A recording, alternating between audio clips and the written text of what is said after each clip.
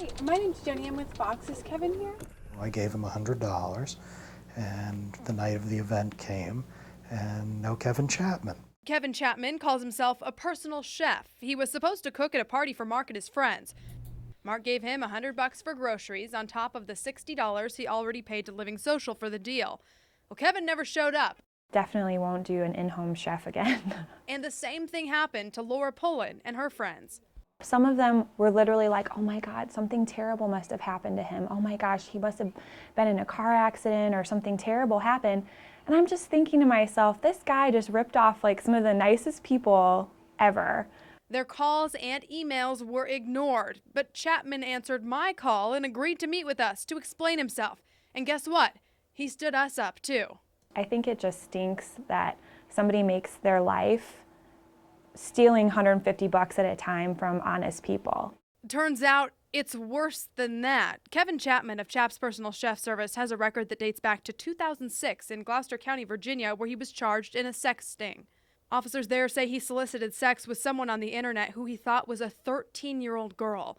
At the time, he was working as a Navy police officer. Are you Kevin? Yes, ma'am. Hi, I'm Jenny from... We tracked him down at a restaurant where he works. I asked him why his Twitter account shows he checked in at a pizza place on December 15th when he was supposed to be cooking for Laura's friends. So why would you go there instead of going to your appointment?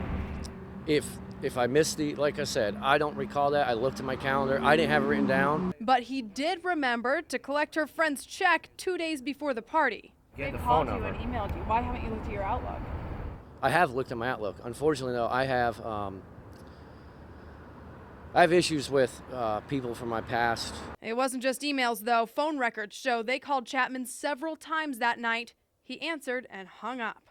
It just makes your business seem not legitimate. It makes Right. it seem like a scam. Right, and it's not. This is not a scam. No. Now, Laura Pullen blames Chapman and Living Social. We found these police reports that show that he has a record in Marion County as well. In 2008, he was arrested for domestic battery and for a warrant out of Virginia.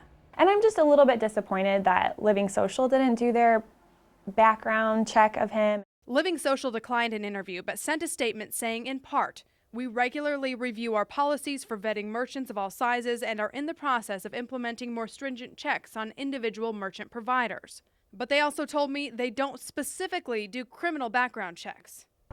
Do you have children? Yes. Would you be nervous at all about somebody with your record coming No. into your home? No. He says he's a changed man. It makes them nervous because no. you have their address now Right, no. and their check. No, because that was a decision I made for a 2-week period one time. And now back to Mark. He says he's just glad it wasn't something worse. Oh, he's a weasel. I mean, he's an absolute weasel. I mean, what he did to me is nothing compared to what he's done to other people. Jenny Anchondo, Fox 59 News.